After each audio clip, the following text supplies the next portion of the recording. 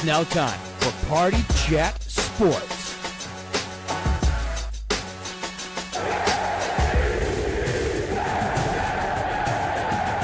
The only thing else I got to say is, how about them Cowboys?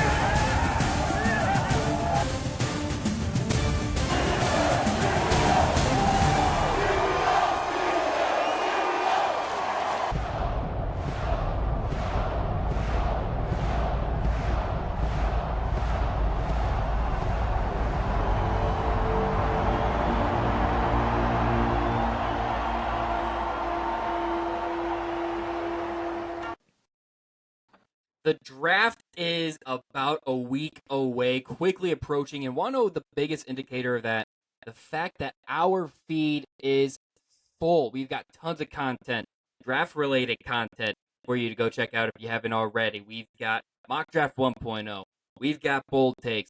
We've got our favorite players, and also in a span of 3 days here at Party Jet Sport, Steelers Mock Draft episode. Make sure you go check that out if you haven't already. Today, Mock Draft 2.0, our final mock draft before the NFL draft. And then we've got a Jets mock draft. Anything else that Drew, Cam, Dylan, myself are all able to crank out here in the next week. Also on the feed, we are loaded at Party Chat Sports. So, with that being said, welcome in, everybody. I'm Caleb Gill. We've got Dylan Schroeder. We've got Drew. Cam unable to join us, but we will manage this evening. Like I said, Mock Draft 2.0. It's fast approaching, guys. It's going to be here before you know it. It is, and I'm excited. It's it's one of the milestones of the year. Really the calendar really does revolve around the NFL schedule, right? So you got all season in the fall, playoffs in the beginning of the year. Then there's a dead period till the combine finally rolls around, and that's so exciting because the NFL draft is right around the corner from that. So, we all love the NFL draft. We'll all stay up and watch all of night one together, probably a little bit of night two as well. And it's always a good time to add rookies and fun guys to your team. Well, Gil and Cam will be providing live updates for us. Yep. So I'm already starting we'll just have to worry about them being ahead because I was thinking about that last night. I was thinking about that last night. The fact that we're going to see the pick live. You don't have to worry about Dylan guys, telling us the pick or Cam last year. And then you guys are going to be like 2 minutes late. Yeah, it's going to be tough, but you guys need to make a vlog while you're there. Party Chat Sports first vlog. I'm definitely going to try getting live reaction. Like, this isn't going to be in today's mock draft because, again, like Mock Draft 1.0, no trades. But I expect the Vikings to make a trade at some point in this draft for said quarterback. So my goal is to get some sort of reaction. The second I see Vikings now on the clock, I'm turning that over to Cam to be like, oh my God. And then when that pick actually happens and it's J.J. McCarthy, it's going to be... We need live reactions. We need an immediate interview on his thoughts and feelings. That's actually going to be hype. You definitely need to make sure you're taking clips, Gil. That's your job on Thursday. I gotcha. Well, Thursday's not here yet, but we do have our final mock draft. And like I already said, it's going to be similar to last time, just one less person. And this time we will be picking for our own teams. That's one thing that we didn't do last year. That's one thing that we didn't do last time. But, Glad McConkey kind of led to us being like, you know what, maybe we should pick for ourselves.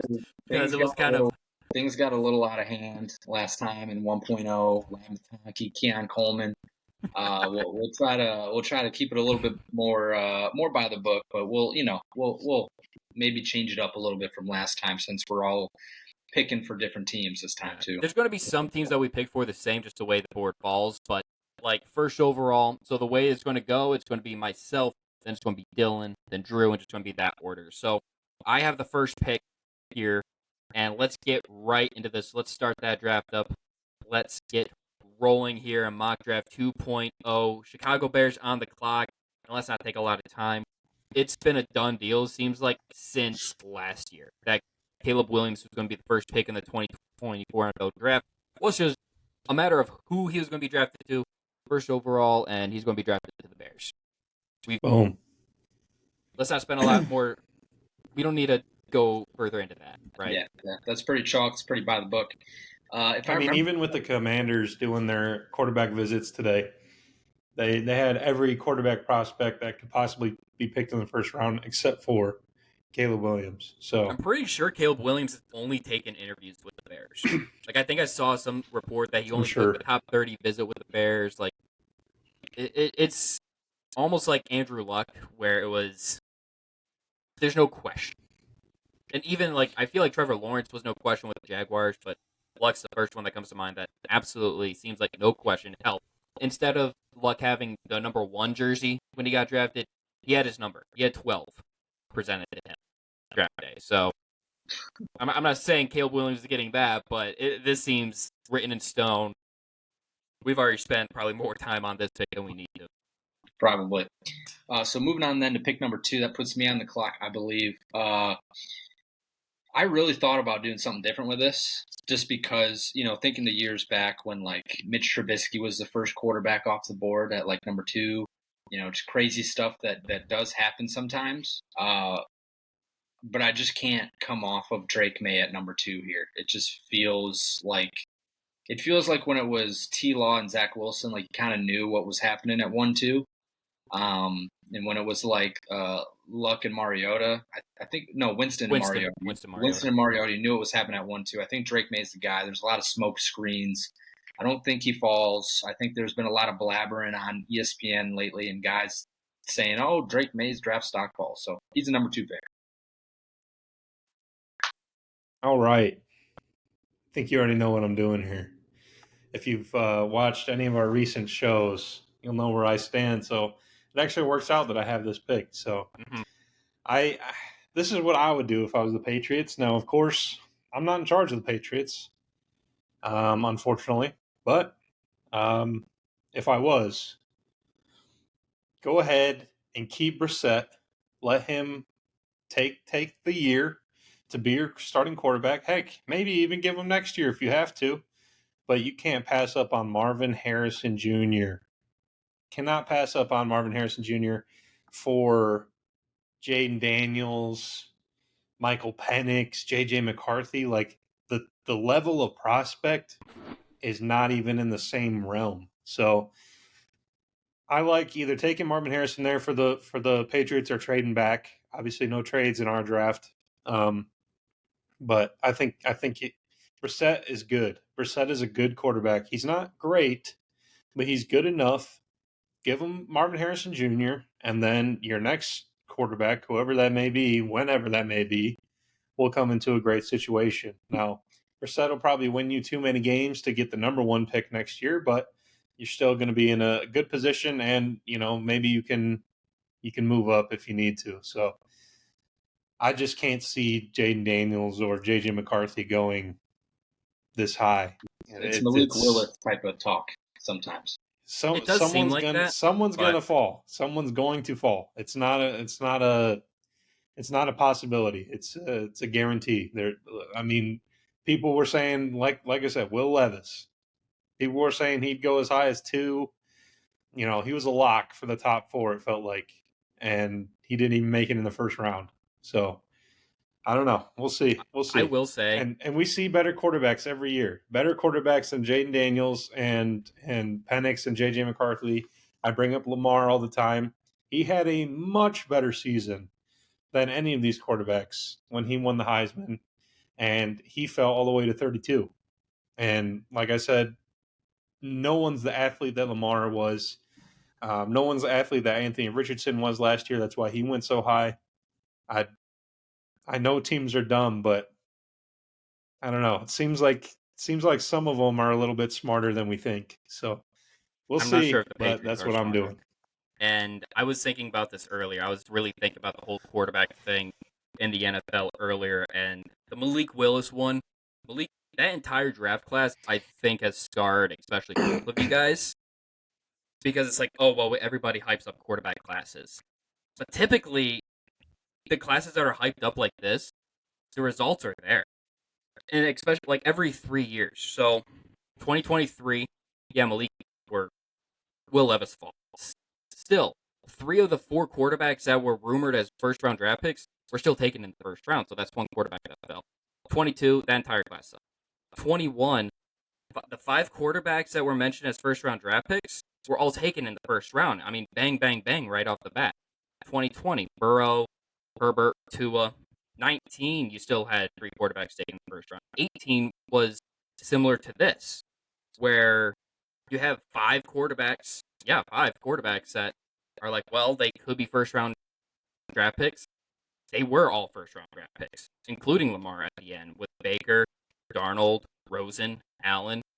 So it seems like I think there's PTSD, especially from the last 2 years, where it's like, oh, well, every year these quarterback classes get overhyped, someone's going to fall. One person might, but there's 6 potential quarterbacks that are being talked about in the first round. So do all 6 go? I don't know, but I'm not saying it's not impossible. This is a 4 quarterback first round class, and I think it's 5. Even when you say fall, I think falling from 3 to like 15 is still that's still falling in my mind. No, I think, and we'll get to it, but I think your 2 quarterbacks are already off the board. I think JJ goes in the first round, and I think Jaden Daniels goes in the first round. I think only 4. I don't think Bo Nix goes. I don't think Penix goes. I think in the first. I said last week, or on the pod with Cam and Drew, I think 5 quarterbacks go in the top 10. Because I think we see a stretch here, 1, 2, 3 quarterbacks. I think someone's going to trade up with the Chargers for a quarterback. And then, hypothetically, say the Vikings aren't that team to trade up. Maybe it's the Broncos, maybe someone trying to jump back into the top 10 to jump the Vikings for that other quarterback. And the luxury of taking a quarterback in the first round is that if you like him, you're not waiting for the second round because you want to get that 5th-year option. That's huge. And if there's 6 quarterbacks that are rumored, I think 5 go. And it's just a matter of I'll take the under on that. I'll officially take the under.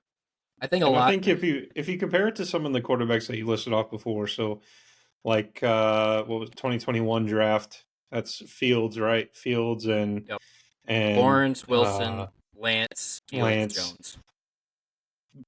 We'll just talk about, obviously Lawrence is a better prospect than all of these guys.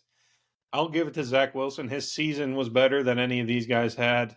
Trey Lance is a better athlete than all of these quarterbacks.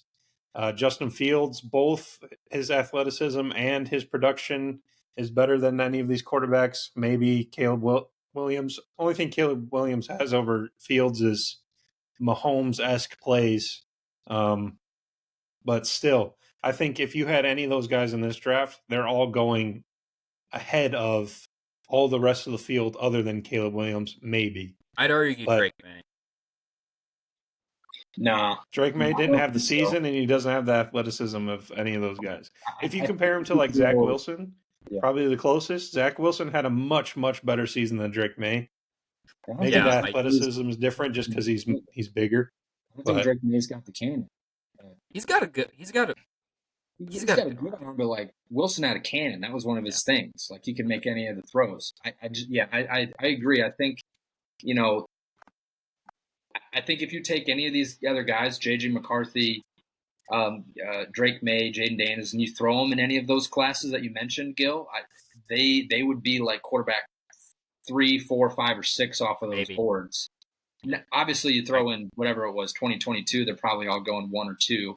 But rather than that, it's just it gets muddled, and it's super hard to compare quarterback classes over different years and time frames. I just see trends, and outside of 22, 23, what I see is a lot of quarterbacks, or the quarterbacks that are hyped to go in the first round, most of them end up going in the first round. 22 and 2023 are the most recent years, though, and the guys that were in those drafts are still in jobs today, most of them. Yes, but I also see a trend of every 3 years we have a huge quarterback class. 21, 18, 15 is an outlier, but 12, that was Andrew Luck, RG3, Ryan Tannehill, Brandon Weeden. So, like, I'm seeing, like, these trends, like, well, every 3 years, and then the following year it's going to be done. Advocate for you on your side. I think maybe a guy gets pushed up because of the quarterback class of next year. Maybe. I think that's the other thing, too, is everything I see about next year's quarterback class, like, I feel like around this time, like last year, the talk about the 2024 quarterback class was it's going to be as good. So if you miss out on a quarterback in 23, you should be able to get one in 24. Shit. Everything I Sean and see about Bryce Young were being talked about 2 years in advance. Like people were right, lining up for those guys. nobody is excited about 2025. So even like the Patriots, where it's like, well, we could wait for next year. One, like Drew said, with Jacoby Brissett, you're winning too many games to be in that spot. You could be lucky and get the guy you wanted, like the Dolphins did with Tua, where it was a whole tank for Tua. They still got him. But if you're looking at, I think when you're scouting draft classes for quarterbacks, you do have to scout the next year to kind of give yourself a heads up. And if you think Carson Beck's probably the best quarterback in that class, but everyone else probably a huge drop-off just from what all these... I trust a lot of the NFL guys because they know what they're looking for. They do it for a living. And if most of them collectively are saying the 2025 quarterback class is one to pretty much avoid and not touch, the NFL probably thinks that too because they get their sources from inside the league. So the league's pretty much saying, it seems like, 2025 we want nothing to do with. If we want a quarterback, we got to get in 2024, which is another reason why I said I think I would not be surprised. My bold take was 5 quarterbacks go in the first 10 picks. I think the need is high, and over half the starters in the league are first-round draft picks, so even the idea of you could take one second, third, the chances of them working out for quarterbacks, I mean, like I said, over half the league starters are first-round draft picks. It's a copycat league. That means the other half of the league doesn't have first-round draft picks. I think it's more than half. I mean, and it's they're not minimum. Anyways, No. I think that's a good episode for the summer. We're on pick 4. I had one last quarterback rant because, I do like the fact that we're split here at Party Chat Sports. I'm not sure which boat Cam's in terms of how many quarterbacks go, but he's just in I hate JJ McCarthy quarterback camp. That's the only quarterback camp he's in. But I do like the fact that, and I said this on the episode last week, where I had a bold take, Drew's bold take completely contradicted what mine said, and then Cam's contradicted both of ours. I love that. We do not. It keeps it fresh here at Party Chat Sports. And speaking of keeping things fresh, let's get things moving. We spent a lot of time talking about quarterbacks. Again, like I said, I had one final rant, but the Arizona Cardinals on the clock here at 4, and now it's like, well, crap. Marvin Harrison's gone. That was the guy you wanted. I still think you go best offensive weapon available. Try to get Kyler Murray some weapons here. I think Malik Neighbors would be the pick if Marvin Harrison Jr. is not there.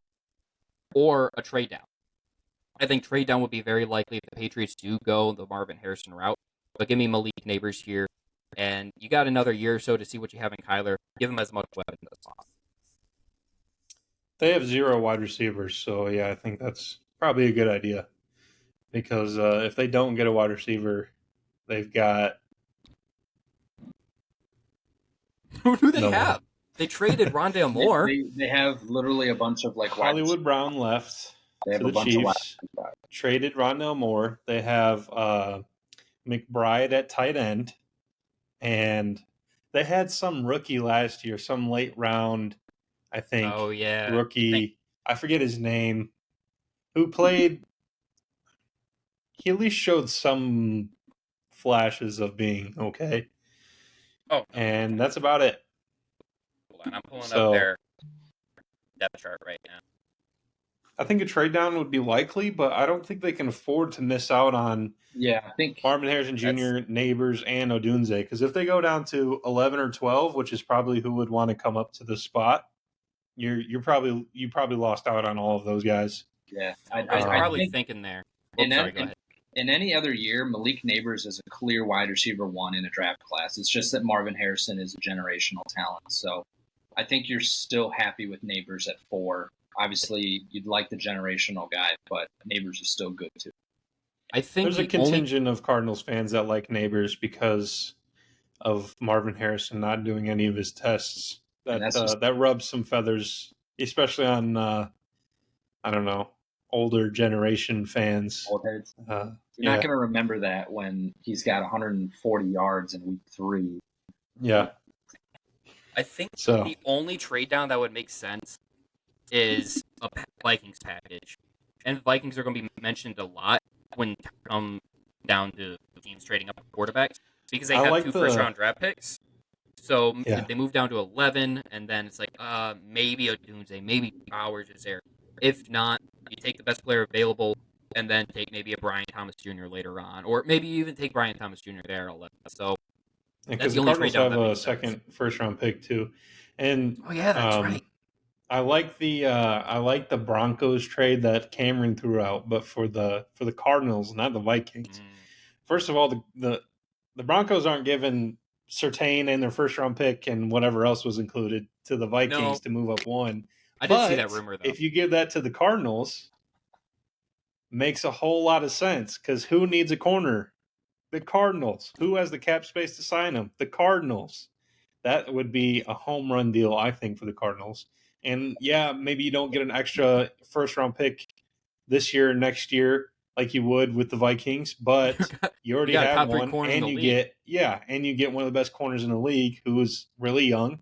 And yeah, you're gonna have to pay him, but he's worth paying, I think. So Yeah, I don't know. I like that deal. If I was the Cardinals and the Broncos came offering that, I would be hard pressed to say no. I'd take that deal. Deal. Would you take I'll that make deal?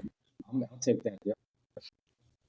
The wide receivers look like Greg Dortch, who was an undrafted free agent a long time ago, Chris Moore, Zach Pascal, Michael Wilson, a bunch of. They're just jacks, just a guy. Like that's what they need. At least one wide receiver here in the early rounds for the Cardinals. But And now on deck is the L.A. Chargers. yeah. Yeah, I think the wide receiver run continues with the way this board's shaking out. Give me Rome Odunze.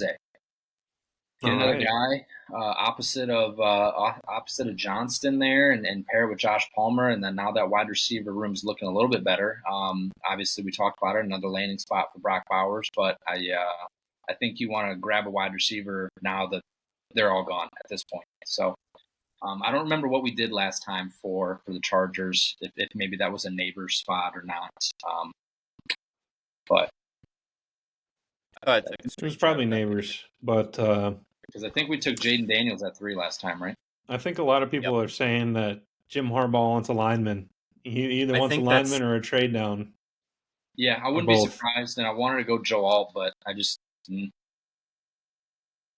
that's what Jay I would Herbo. do. Free Jay That's what I They Herbo. would do. also have 0 wide receivers, so because Quentin Johnston was terrible last year, Was and Joshua Palmer is their next best.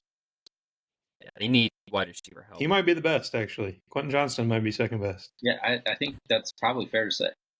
Probably is. I wouldn't be surprised if they go after like a Roman Wilson day 2, but they need one of these top guys. Like I understand Jim Harbaugh, run the ball, but They may also go after Roman Wilson on day 2. They need that many wide they could receivers. still do that. They could still do that as well. All right, so the Giants, all the receivers are gone here. Yeah, and that's normally what I go with when I'm picking for the Giants. I think that's what we did last time. I think they ended up with Odunze Sounds right. because he was still there because we went 3 quarterbacks. But this time we're going to go Joe Alt. And we're going to give him a tackle because Evan Neal has not worked out. And at some point, you got to pull the plug before it's too late. They could go, I could see them maybe going JJ or Penix maybe or Daniels if they want to go quarterback. That video of Daniel Jones has recently And the Adam come out. Gase And yeah, he I don't know what was going on there. He might just be a weird guy, but I don't know. It was kind of freaky. So something to keep an eye on. And obviously, I think they're about as done with Daniel Jones as you can possibly be without actually being done with Daniel Jones. And unfortunately, I don't think they really have a good option on moving on from him until the end of the season. Drew Lock. So I mean, they could. Drew Lock probably plays this year. Probably. So, Especially if they I don't hope he draft does a well. quarterback. I always like Drew Lock. But get Joe Alt. You're up here. No receivers left. Again, I don't believe in the quarterbacks. Maybe the Giants do, but get a tackle. You need one. Evan Neal did not work out. Heck, maybe even try to throw him in at guard, see what he can do, see if he can throw some pounds on him and, make him serviceable somehow. Maybe he's just your swing tackle. I don't know, but he's not your starting tackle. So 6'8" guard. That's gonna be hard to throw over the middle. heck yeah. Fun. It's okay. If he just falls forward, you get, 2 yards. Something like that. They're definitely their quarterback spot. I don't think it depends on if this coaching staff is willing to risk their jobs for another quarterback. Feels like a Joe Milton type of quarterback spot. They already risked their jobs for Daniel Jones. Daniel Jones got a contract when Dable was hired. Yeah, they paid him. They're already running out of time. Their time is thin. I don't even know if they did take a quarterback, I'm not sure that they would even get to see it all the way through. So I feel like statistically, it seems like a lot of head coaches that draft rookie quarterbacks in like hot seat type seasons, they end up getting fired midway through. Makes sense when that quarterback doesn't sit and gets thrust into a spot that they're not ready because the coach is in a bad spot. That's called bad organizations right there. Well, Giants are one of those bad organizations. Yep. Titans, I'm not really sure what to make of the Titans in terms of organization-wise. They're just kind of a middle-of-the-road type organization. I wanted to take Joe Alt here. I think that's what we did last time. That is what we did last time. I'm still leaning. I'd go wide receiver if Roma Dunze was here. I still think they need offensive line. And the best offensive lineman right now. So you have Talise Fuaga, Troy Fontenot, and Olu Fashanu. And it really just depends on, what your flavor of choice is. And I am more of a Fashanu fan. I think he's more suited for the left tackle spot. And left tackle that shores up your offensive line. So give me Fashanu here for the Titans. The other guys are more, you can move them around a little bit. I just think you want a surefire left tackle.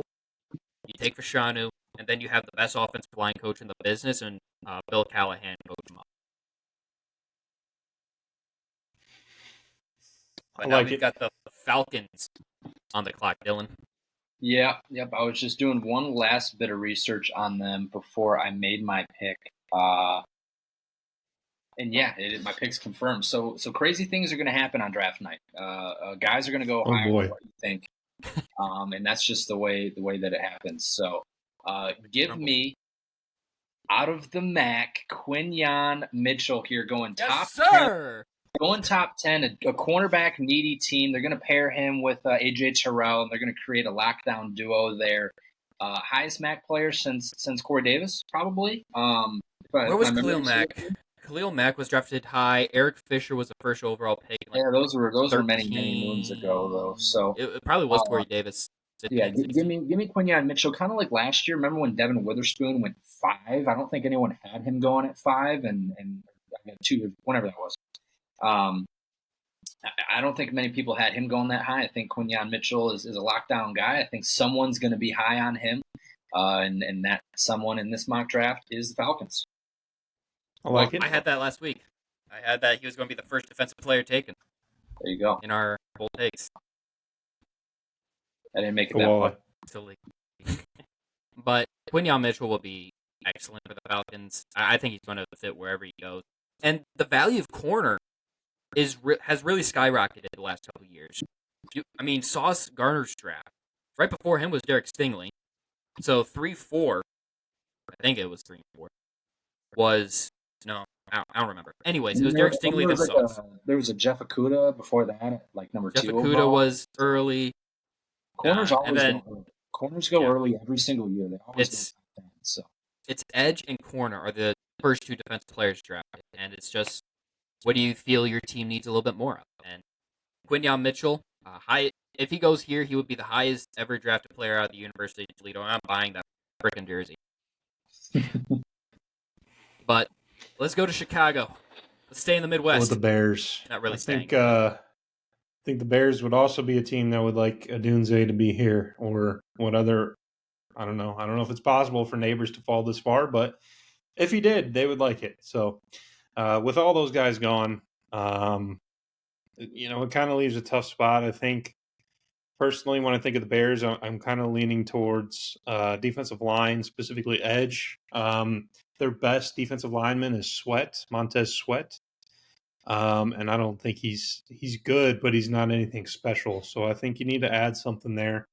And whether that's Byron Murphy, potentially Jerzon Newton, or, I'm kind of thinking Dallas Turner or Jared Verse.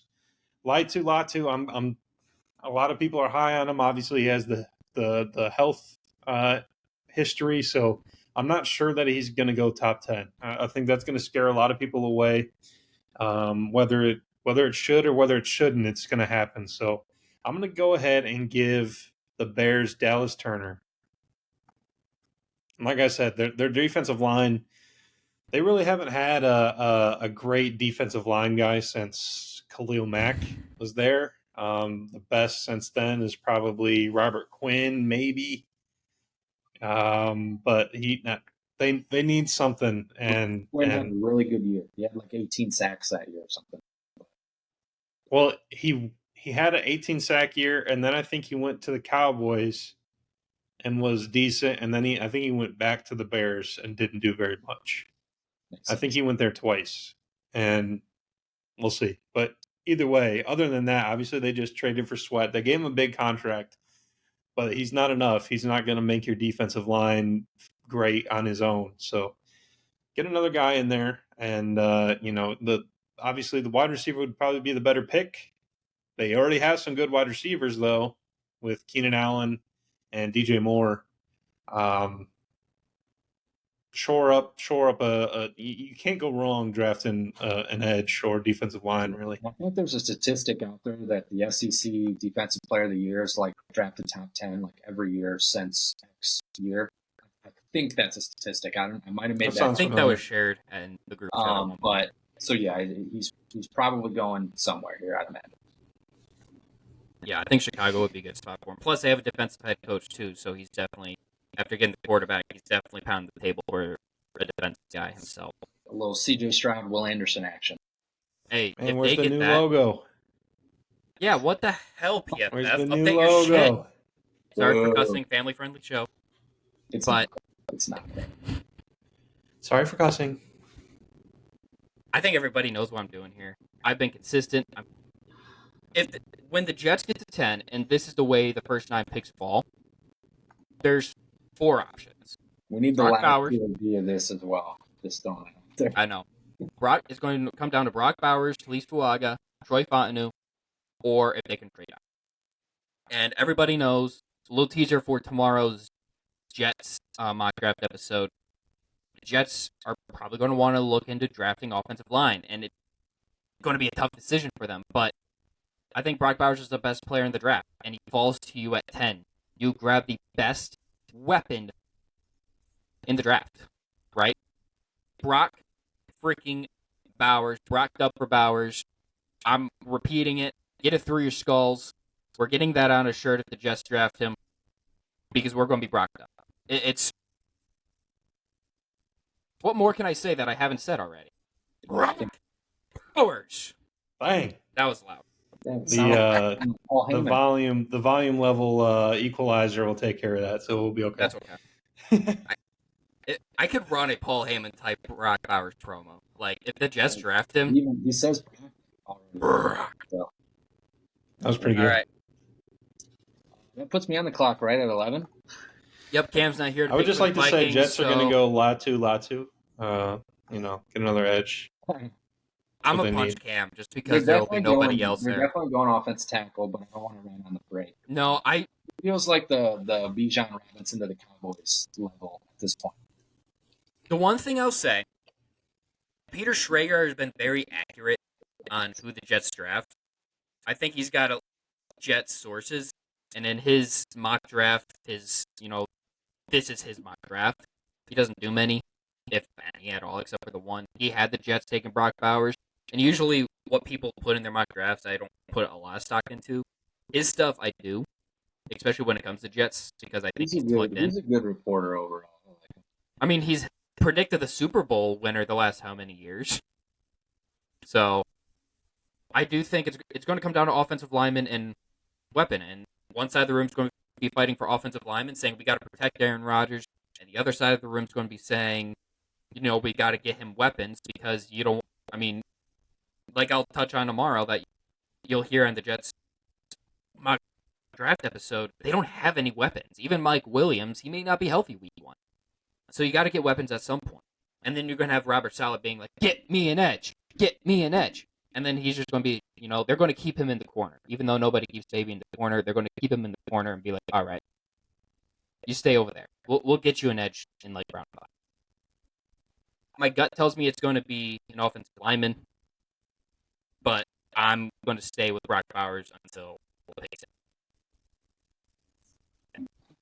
Let's move on. Let's move on to one of our other teams. Let's go Vikings. Dylan. Yeah, it's JJ McCarthy. I don't think we've wavered from this since we've been here this year, this offseason. For Cam has flipped to Michael Penix as his QB option after he badmouthed Michael Penix at the end of last college football season. I just wanted that on the record. But JJ McCarthy is the pick here, and that is all that needs to be said further at this moment in time. And we'll wait for Thursday. I think it would both be hilarious for many reasons for JJ McCarthy to go to the Vikings. But also it was funny because we said he was going to go to the Vikings at a long time ago, really. I don't even know when it started. I think Kirk it was even before gone. the game. I think it was before the Ohio State-Michigan game. And then the second part of that is, first we were saying it, and then all of a sudden it's like, yeah, Vikings like JJ McCarthy, and it started becoming like a real situation. So it makes it even better. We were ahead of that by like a year. Like we were way out. It was a long time. That's just something like so ironic. You can see it coming from a mile away. Just like what? And then you switch the quarterback needy Michigan too. He's just the quarterback needy Vikings and Cam's arch rival quarterback coming into the draft right as the old quarterback is leaving. Man, you can't write a better script than that. So go ahead and give that to me all day. As much as Cam doesn't like it, but until they do something else and prove me wrong, that is what I believe in my head will happen. Prove all of the us. Only thing I want more in this draft to happen, I want JJ McCarthy going to the Vikings more than I want Brock Bowers to the Jets. That's next level hatred. That is. You're just praying for his downfall at this point. Yeah. Geez. Yeah. All right. Drew. Cool. Broncos. So the Broncos, kind of similar situation with some other teams where you look at a position and you're like, who do they have? I'm talking about quarterback here, obviously, and their quarterback right now is Jarrett Stidham. Unlike the Patriots with Brissett, you cannot go into the season with Stidham as your starter, unless you are very clearly tanking. And if you are tanking, this is a terrible year to do it. So you're going to go ahead and draft quarterback, and you are going to draft Jaden Daniels out of LSU. I didn't even realize he fell that far, but that's crazy. Yeah.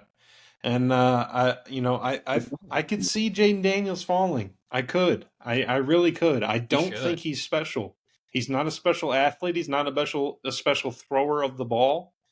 He's not a special processor. He's not special in any way, I don't think. I think he's okay at best. And the Broncos are also okay at best. So perfect suiting for them.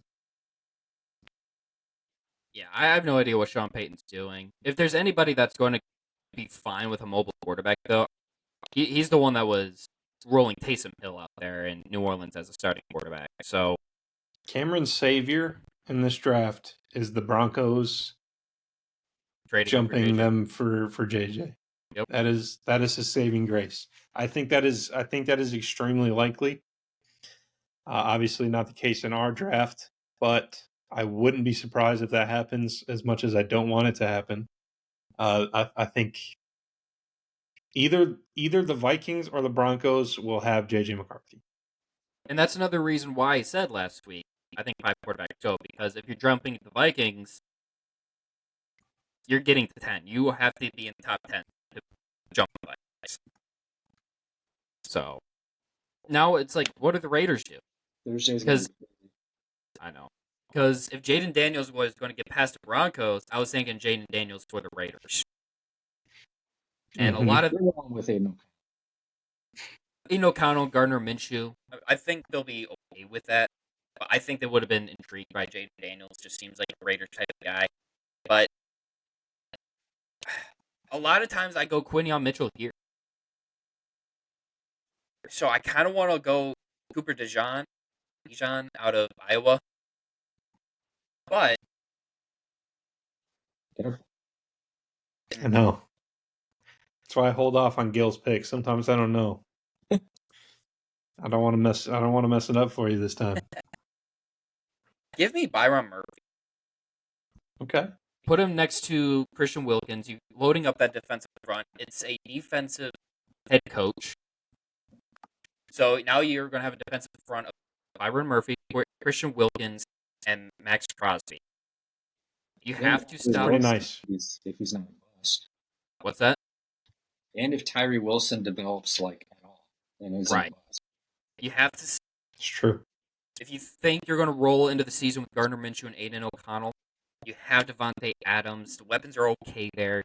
You can improve the offensive line, but I think you're looking at this team and thinking our number one priority has got to stop Patrick Mahomes and Justin Herbert. And the best way to try stopping those two is by putting pressure on them, build up that front four. Byron Murphy's the pick here out of Texas. Puts I me think, on. I was just going to say, I think that sometimes owners don't like having, and I don't know how much say Mark Davis has, but owners don't like doing boring picks often. Tyree Wilson is an edge prospect, and they picked him pretty high. Maybe he doesn't consider him a boring prospect, but he's still a D lineman. This is Mark Davis saying, no, we're not picking D-line in the first round 2 years in a row. Does he have that kind of say? I'm not sure. But I wouldn't be surprised. He seems like the kind of owner that would be like, no, let's do something exciting, with a let's do something quarterback quick, or like a Henry wide Ruggs receiver or fast. something. Like Henry Ruggs fast, that's kind of what they look for. But Xavier Worthy, pick 13. that would actually... It's the same team that picked Darius Hayward there, whatever pick that was in the first round. The other thing, too, is the current general manager was, I think it's Tom Telesco, who was the Chargers general manager. So the Chargers tried building up the front. It was mostly through free agency. And then again, I go back to the defensive head I'm not coach. echoing. I think that's me. I have no idea how the hell I'm doing that. For your echoing. Anyway. How's that possible? I don't hear it anymore, though. Okay. All right. Anyways, the defensive head coach, too, I think will play a role. They've had a lot of offensive head coaches, too. If they're really going to try building this the right way, Byron Murphy, best player on the board, I think, right now. Let's go with the Saints. Yes. Saints. QB, wide receiver, tackle, D-line. I don't really know what the Saints are doing. I'll be honest. Here's a hint. anyone They're ever? drafting tackle. Huh? They're drafting a tackle. Oh, I mean, Trevor they Penning have isn't to. the guy? this is where I was going. Trevor Penning's a bum, and their tackle is possibly retiring because his knee is Ramczyk. exploded. Ramczyk. Yeah. That's where I was going. Okay. I Wanted to cut to the chase. I was just saying, as a franchise, I don't really know what they're doing, but Yeah, regardless, that's fair. I think they're going to take tackle. Which one though? I mean, it's all a flavor preference at this point. But give me, I don't know. Give me Fountain now. I don't know. I don't know which one they like better, but Boom. let's just say they take Fountain now. I like him. I think a lot of people say he has the best footwork of the tackles. Makes sense. Not sure if not sure where that gets you, but could be worse. Could be Trevor Penning, who tries to injure his own quarterback. Well, I've never seen Robert Saleh get pissed off at a player, but at the Senior Bowl, he got pissed at Trevor Penning for the shit he was doing. Like, Yeah. Salah's a mellow guy when it comes to that type of stuff. But again, sorry for cussing. Let's see here. Colts on the clock. I mentioned last time I'd love to give him Cooper DeJean. Seems like he just seems like he'd fit in there. Don't ask me why. Just the feeling I get. What else do I like for him though? You got a young quarterback who has questionable tight end at best, but there's not really any tight ends left with Bowers gone. If Bowers makes it past the Jets, I kind of would like him on the Colts. Wide receiver, you got what's his face. There's a Donnie What's his Mitchell, name? Brian Thomas Jr., Vlad No, McConkey. I'm actually on the Colts. On the Colts. Oh, Pittman, yes, Pittman. thank you. Sorry. And Alec Pierce, who did not play very well, who they just drafted. They could really benefit from an offensive player. Although I'm not sure. Do you want to reach for an A.D. Mitchell or a Brian Thomas?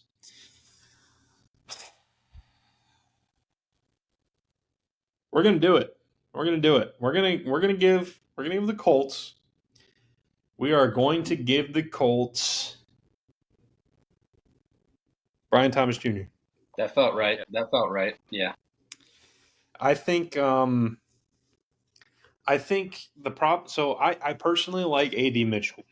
The problem with A.D. Mitchell is he has all this talent and you can see it, but when you go to look at what he did in college, his production, it's nowhere to be found. And I think that will scare people away. Brian Thomas Jr. was a good receiver on a good team, overshadowed by his other teammate on the other side of the field. But he's still a good receiver. And really your options are, like I said, A.D. Mitchell, Brian Thomas Jr. You can reach even further and get a Xavier Worthy or something like that, or a Keon Coleman, Vlad McConkey. But they need some receivers. They just gave Pittman a nice little payday, but other than Pittman, that's about it. I mean, maybe you hope that Pierce turns into something, but he really didn't look that good last year. Like I said, I think their best tight end is Mo Alley Cox. I'm not sure. I think they've got another guy. I don't know if he's any good, though. I remember it being a guy I wanted a few years ago, but anyways, they really don't have anything. And when you have a young quarterback, especially one who – Jelani Woods. Yes. Especially one who you don't think – a quarterback I'm talking about who I didn't think was ready. He looked pretty good, but he's still probably not ready. You need to get him some help, and currently they don't really have much help for him. So go ahead and grab a receiver here and try to get some offense for your team. This was the Quinyon Mitchell spot in our mock draft 1.0, but I think the wide receiver pool was a little thin, and I agree. If you have the young quarterback, get him weapons. It doesn't matter how you acquire those weapons. Just give him the damn weapons and go from there. And offense is more important in this league than defense anyway, so anything you can do to improve the offense. Seahawks. This is an interesting one because it says offensive line, like interior offensive line. They have a new head coach. What's going on with Geno? Like, what's the plan there? Do you want to draft a quarterback and develop him here? Like, I think this could be a Michael Penix spot. I mentioned this a couple of times, but the offensive coordinator there in Seattle was Penix's offensive coordinator at Washington. So I think this is a prime Penix spot. What did we do last year? This was Byron Murphy last time. Let's go offense. I see guard center. I think Felice Fuaga is a guy that can be pushed inside.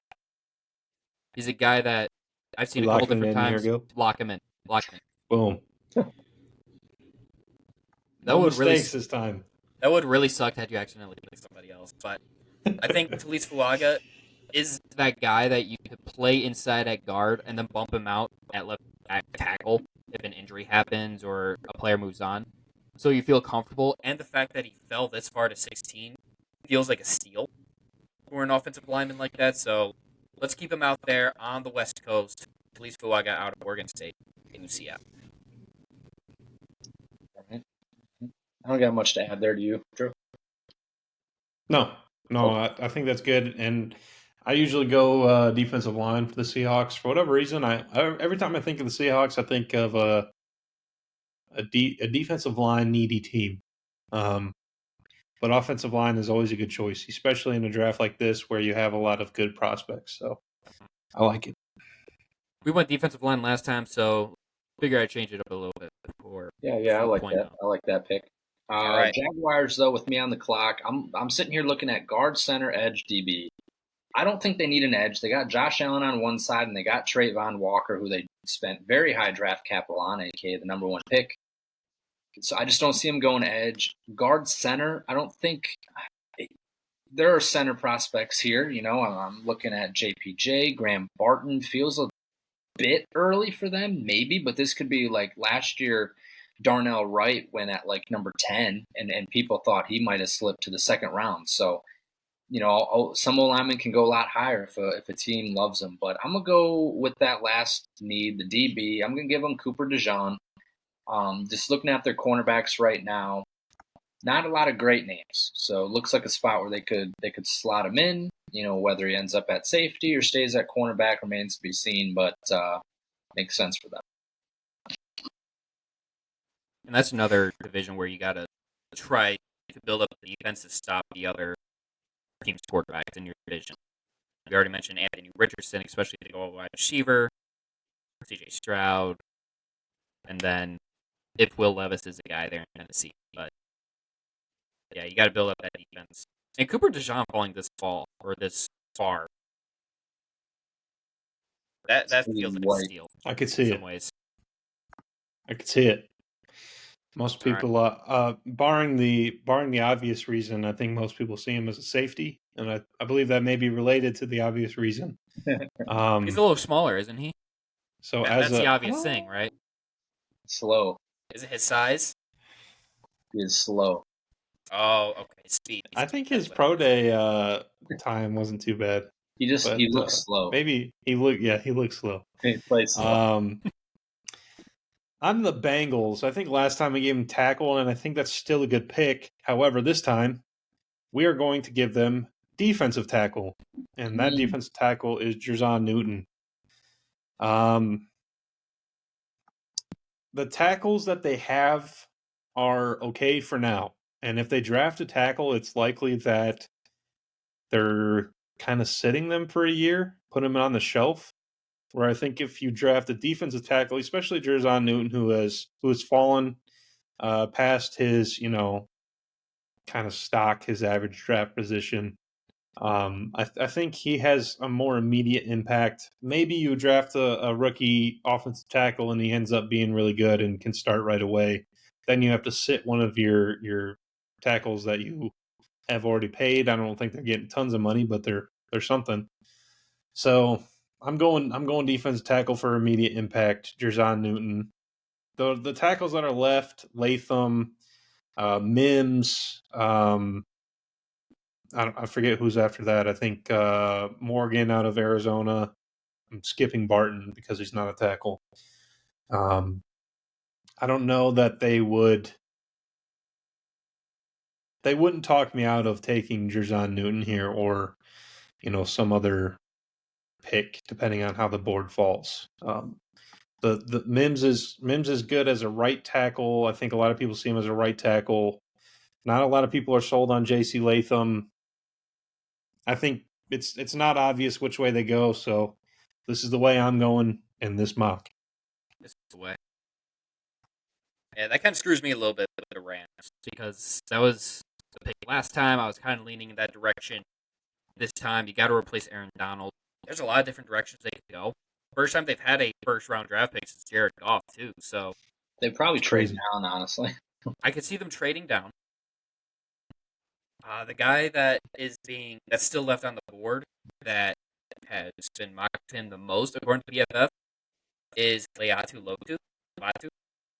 I could see them being the team that takes a risk on a guy like that. Let's get spicy.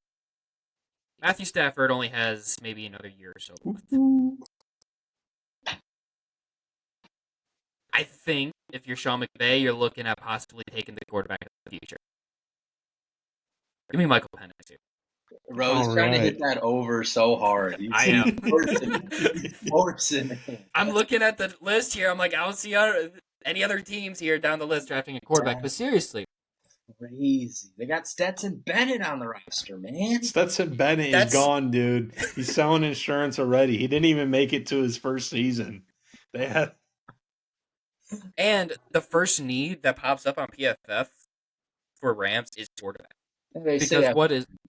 Look at the next 8 teams. I see one quarterback. Anyway. I think bad example.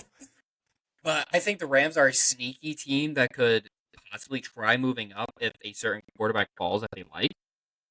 But the Matthew Stafford injuries concern me, and not having a future plan in place. Sean McVay probably wants to start developing his next guy, and Michael Penix could be a guy that in a year would be ready to. I think. I don't know. Sean McVay is kind of had the same retirement rumors that Aaron Donald did. Well, then that's another reason to draft a quarterback now. Let him learn under Sean McVay, and then the next head coach, the general manager, feels okay with that quarterback that learned under Sean McVay.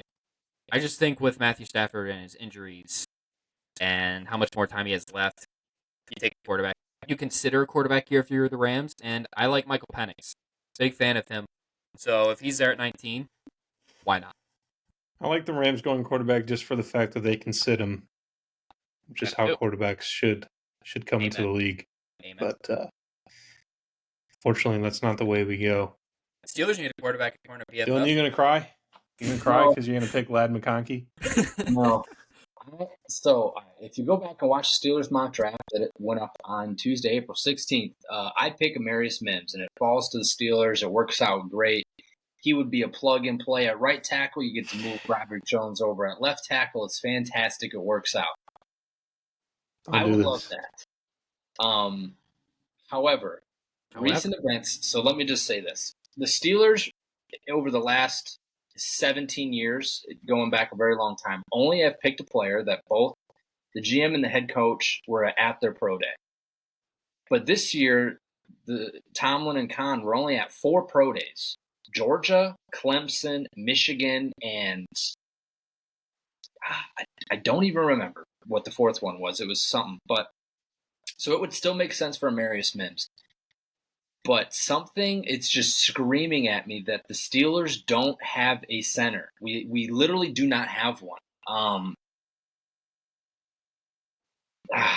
Gosh. And they brought him in on a visit today. I'm going to go Graham Barton just for the sake of change. Because I already took Amarius Mims once in a mock draft this week, so I'll take Graham Barton this time just to change it up. I would love either. I really would love either of them. If you asked me in the last 6 months, I would have said it feels like Amarius Mims is the first round target. I mean, the Steelers are usually projecting who they want. Everyone knew they wanted Najee Harris a couple years ago. Everyone knew they wanted a tackle last year. Everyone knew they wanted a quarterback 2 years before that. So they always project who they want. But this year, it just something feels weird. Like they're trying to play the smoke screen game. So we'll see. I'm happy with whoever they draft as long as it's an O-lineman by the name of Mims or Barton or Jackson Powers Johnson or Frazier. Give me any of them. I don't care. Just need them. We talked about Barton. He practiced at center this offseason, right? He is a center prospect. He did all of his pro day stuff at center. He could also play guard. People say he could try to play tackle. He's just a little small for tackle. I think he's only 6'3". He's got shorter arms. So, Steelers draft Graham Barton to be their day 1 starting center. Well, the Dolphins on the clock. I forget what we gave him last time. I think Jer'Zhan Newton might have been here. Or who was here last time? Gil, do you have it pulled up? Jared Verse was Jared the Verse. Dolphins Okay. last time. I don't hate that. I could see a few things for the Dolphins. So we got past the Raiders, who would do a crazy thing like drafting Xavier Worthy. I think the next team that could do a crazy thing and draft Xavier Worthy would be the Dolphins. And I think it'd be a good experiment. Let's just see what happens when we put the fastest dudes in the league on the field at the same time and just let them run around. And to be honest, they've got Tyreek, who is obviously fantastic, and Waddle, who is really fast, but kind of maybe I'm wrong, but he never really turned into what he could have been. I think He did obviously set he's an still the interception record, so he's pretty good. second receiver on the team. He's probably so that kind of takes away from his production, anyways. He's one of the best number 2s in the league, I'd argue. Him and T. But they don't have number 3. And they don't have a tight end either who could even fill in for that 3. But that's beside the point because I'm not picking wide receiver. I'm picking Latu. Boom. Stop his fall. You are a Dolphin. I think at some point the health will stop being a factor once you start falling down towards the end of the first round. Obviously, you're still worried about it a little bit, but Latu is one of the best, if not the best, edge in the draft. If you exclude the health issues, if he was perfectly healthy his whole life, he would probably be the first one taken. Obviously, that's not the case, but at some point, someone's gonna give him a shot. And I like the Dolphins here. They need to kind of bolster the defensive line, losing Christian Wilkins.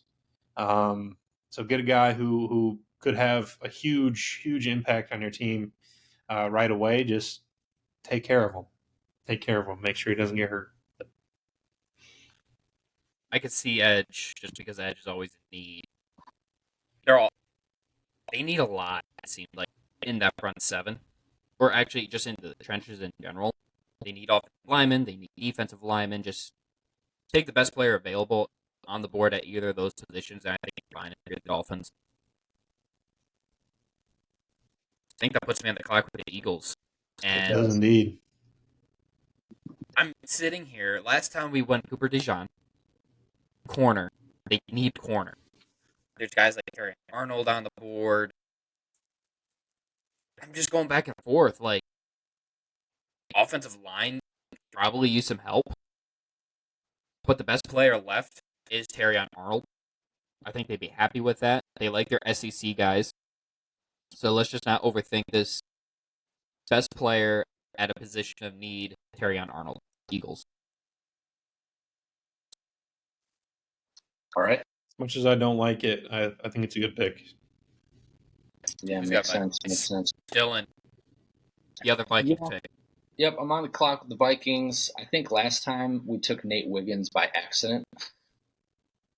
Yes. Was that the accident?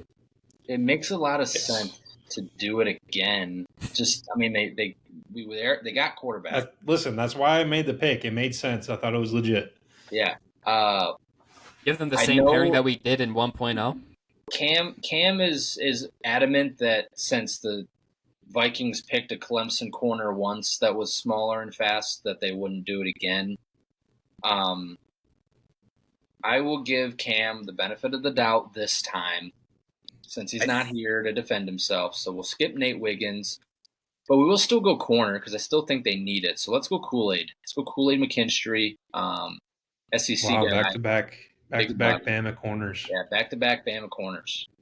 Puts you on the clock, Drew. Who the Cowboys taking? Cowboys. All right. Jared Verse. Just go ahead. I want to touch on the Vikings real quick. I think what Cam would have wanted there was probably interior offensive lineman, just for anybody listening. That was kind of where he was leaning, but the corner doesn't make sense. Sorry to cut you off. You're good. Cowboys on the clock. And going back to what you touched on earlier, Peter Schrager in his mock draft, he had Xavier Worthy to the Cowboys, which is interesting. Maybe the first time I've seen that one. What are we looking at here? He had Tyler Guyton as well. Peter Schrager did one with Field Yates, and he had Tyler Guyton. Gross. I hate that one with a passion. Graham Barton going to the Steelers. But I hate Tyler Guyton with a passion. I'm very scared because every time I don't like a guy like that, that's going to be the pick. Tyler Guyton is a very kind of Tyler Smith-esque prospect. But he's going to be an all-pro, right? If he gets drafted by the Cowboys, he'll be an automatic all-pro. That's kind of what I'm getting at. Is I will hate it, and it's going to be even worse because it's going to work out. But that's not what we're doing here because I'm in charge now. So, who do we got here? A.D. Mitchell would be interesting. We need another wide receiver. Gallup is going to be gone. He'll be released in June, I believe. Brandon Cooks obviously is old. He came on towards the end of the season last year and was pretty good, but still, really need another number 2 wide receiver. So that would be a good pick. Xavier Worthy would be interesting. That would definitely be interesting. I don't know that I would promote kind of reaching and grabbing him here, but it definitely would be fun. We need line. We do not have a center. And depending on what we do with Tyler Smith, what we should do is keep him at guard because that's where he was an all-pro. That means we also need tackle. And so we're looking at Jackson Powers-Johnson and Amarius Mims. I'm not looking at J.C. Latham right now. Jackson Powers-Johnson would be nice at center. I think he would be very nice at center. I'm kind of looking at Amarius Mims, and hear me out. Who did we just lose? Tyron Smith. Who's built like Tyron Smith? Amarius Mims. I mentioned earlier. I think some people see him as a right tackle. He only started at right tackle at Georgia. That's the big thing. But we might be able to make him a left tackle. He only played right tackle. I really like it, and I think center too. I think you can find centers later. You can get a Van Pran, and if your center is really bad, it's easier to cover up than your tackle being really bad. Unless it's very, very, very bad. I mean, yeah, maybe if it's worst center in the league, area. Andre Green, man, he haunts me to this day. Anyway, but like I said, there's options later in the draft. I think tackle is top heavy in the draft. And you're about all your best prospects are going. You can probably find a guy later, maybe if you get lucky. Center, because it's a devalued position, you can still get pretty good players later in the draft.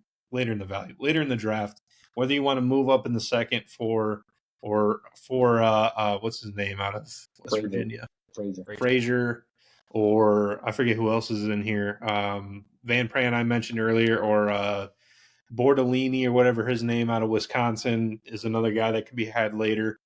So we're going to go ahead and take Mims and pray that he can be our next Tyron Smith, who should still be on the team. He should still be on the team. I do not recognize Tyron Smith as a Jet. Fake news. Good pick, Drew.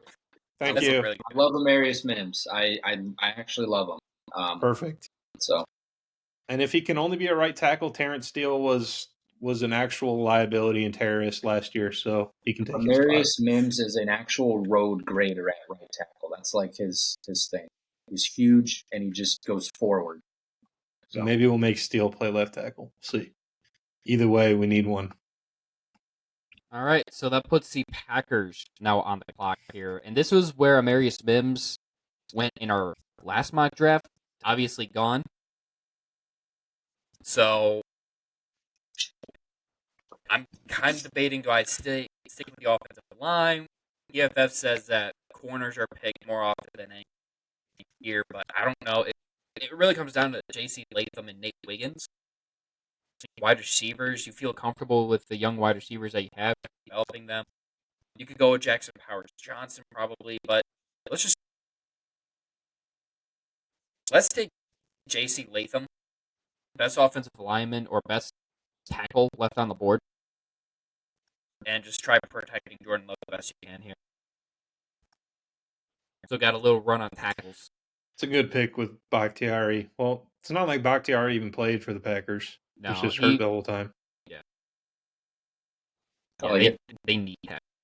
Or offensive line in general. But the Bucks, apparently they need everything. Except for quarterback. Yeah, that's what it looks like here on PFF. That's what it's looking like. I'm not taking a running back in the first round. There's no tight ends here. Guard center, I mean, this could be a Jackson Powers-Johnson spot, potentially. But I'm going to stop. Yeah, who's their center that just retired? What's his name? Ryan Do you Jensen? guys remember? Yeah. Yes. But I think they were going to move Cody Mock to center, maybe. Hell maybe yeah. Maybe I'm making that up. Tooth Mock. Or Yeah. Toothless Mock. Anyway, this feels kind of right for a Jared Verse to stop his slide. Gets to stay in Florida. Just moves over to Tampa Bay. And they need an edge. Feels like, like who does Tampa Bay have to rush the passer? I don't know. Feels like Shaq Barrett's still there? maybe, but maybe Shaq Barrett is still there. Yeah. Jared Verse. That's a pick. All right. I like that one. Cardinals. And we gave the Cardinals neighbors earlier, didn't we? Yep. So I think so. we are going to give them their other need, and that is corner. We're going to go ahead and take Nate Wiggins. Now, honestly, if the draft falls this way, I would not hate the Cardinals going double wide receiver because, as we mentioned earlier, they have no one. So throw Neighbors and A.D. Mitchell in there. If only one of them works out, that's still good. Take a chance because you don't have anyone. But that's beside the point. They don't have any corners either. So go ahead and take Nate Wiggins. Maybe you can take another receiver later in the draft. I think 2 first-round wide receivers is probably a bit much. But, it would be fun. I'm all for fun, but sometimes you got to take what you need, unfortunately. That's not always fun, but got to do what you got to do. You with the Bills? Yeah, sorry, I was looking something up. I'm good. I was trying to see if Teams ever drafted wide receiver first round. Same year. That's going to If I had to take a guess, I would say no. probably not, but that'd be definitely something. Bills. We were thinking about the Lions doing something crazy like that last year, like double corner or something. Yeah. Double defensive back. Yeah. I don't think the Bills go defensive back, even though they probably could. They just lost Stephon Diggs. Their best receiver right now is Curtis Samuel, which OH, I love him, but he's a utility player. He's more of a package, he's not a number one. So take the number one receiver left on the board, Donnie Mitchell. Send him to Buffalo. And I was kind of thinking They need receiver. they need receiver. I was kind of thinking Worthy here, just because of speed, you got Josh Allen with the cannon, but just take the best receiver on the board. I mean, this receiver, whoever they pick is going to have to be at least competing to be the best receiver on the team. I mean, they might automatically be the best receiver on the team. And Xavier Worthy is a wide receiver to me that is probably best at a 2 spot.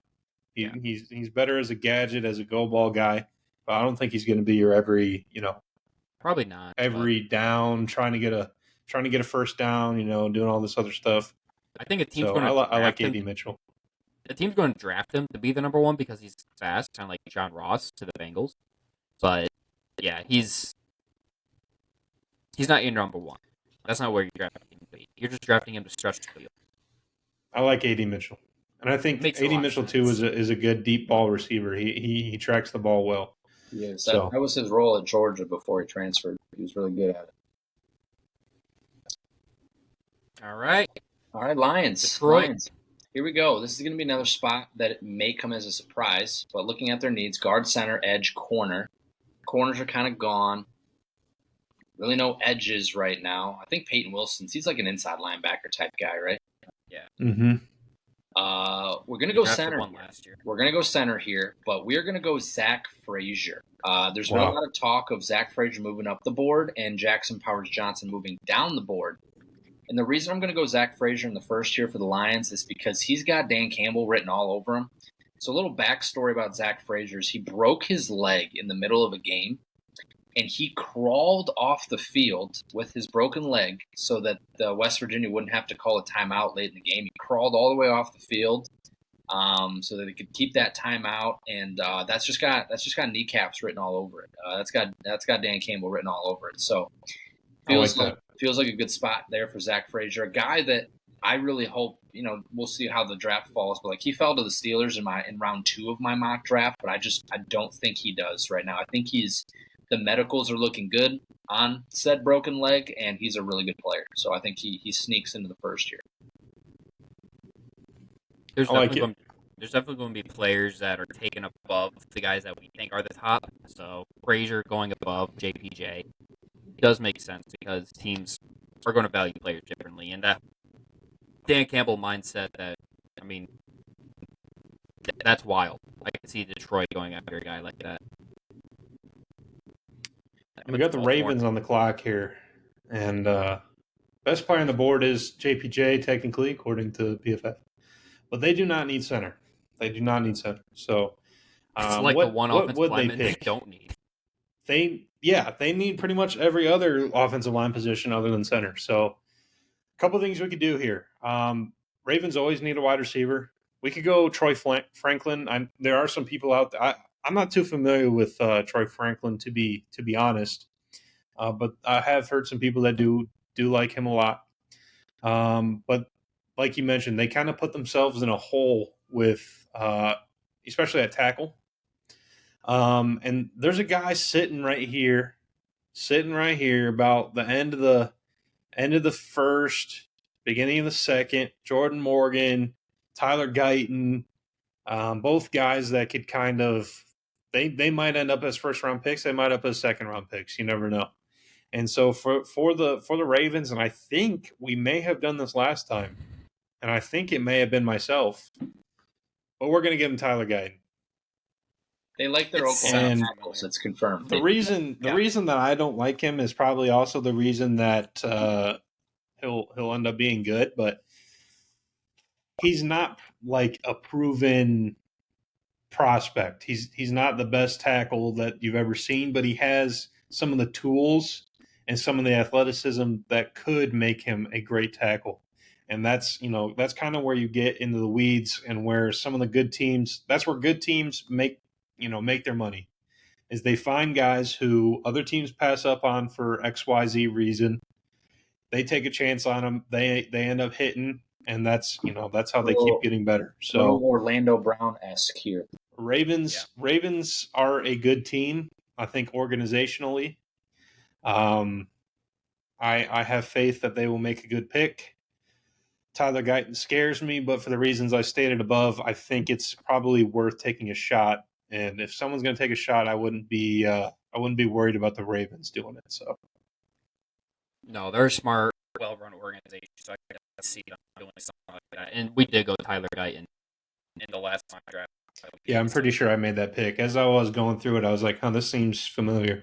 When you said Tyler Guyton, I'm like, it rings a bell. So that puts the 49ers on the clock. And I was just trying to do a little bit of research to see who their center is. That's kind of where I'm leaning. I know they need offensive line help.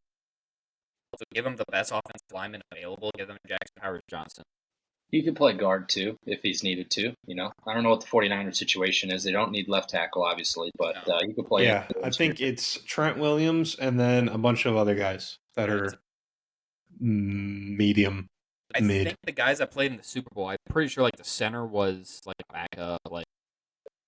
They need help on the interior. That feels like such a good pick for them, and I kind of I was sitting here, I'm like, there's no way that Jackson Powers-Johnson falls to them. But if they did, they're probably running that card in because that's a snap. The only way, if the board falls like this, the only way that JPJ is not the pick is if a team's coming back into the first round or something. Because this is kind of that prime spot of it's what the Ravens did with Lamar, where you come back into the end of the first round so that you get a quarterback on the fifth-year option. So if you're looking at one of these players, I really like them, want to get them on that fifth year, say a team that didn't draft a quarterback, like Broncos draft one here, yeah. Giants. They fall in love with Bo Nix, and they want to come back in the end of the first round, so they have that extra pick for a year. That's a situation that I can see happening. But JPJ on the board, you got to take that. Like, there's the best player available, and he's a damn good player. I like it. Well, I don't like it actually, but Don't like it, but it makes sense. All right. All Pick right. 32. I'm wrapping it up here. Yes, sir. Lad McConkey. The pick is Lad McConkey, man. It is. He would. You mean for real? Yeah, I'm for real. I'm not even joking. I'm for real. It's been Here like he goes. ever since I was counting on the board who I was going to get next, and I did that, and then I figured out I was going to get the Chiefs, and I've been locked on Lad McConkey for about 20 minutes. He makes a ton of sense for the Chiefs here. Obviously, wide receiver, a huge need for the Chiefs, and not a ton of options on the board. Obviously, Troy Franklin was on there, but Lad McConkey, let me get a little bit more backstory because you guys talked about him a lot earlier in the week, but there's a little bit more information was needed here. So he is primarily a slot guy because he is smaller, but he is very quick. And the reason he never put up big numbers at Georgia is because he dealt with a leg injury for pretty much 2 years, which is, so he was on and off the field a lot. But when he was on the field, he was Georgia's best wide receiver, and he was sharing a field at one point with A.D. Mitchell. Adonai Mitchell, and a year where Georgia was airing the ball out a lot with Stetson Bennett. They were running the ball a lot as well, but Lad McConkey was doing everything in the middle of the field. He wasn't obviously a deep ball guy, but he was doing everything in the middle of the field. Very quick, very athletic, a great route runner as well, and just a guy that, as Travis Kelce gets older, the Chiefs need a weapon in the middle of the field. And Lad McConkey feels like he would just go nuts on underneath routes. If he gets a rapport with Mr. Mahomes, he'd be a good guy to have. And slot receiver, you guys were talking about it, but slot receiver is a very important position. Yeah, it's wide receiver 3, but that guy's going to catch 60 to 80 footballs in a year. That's a huge production value. So even to take that guy in the first round is fine.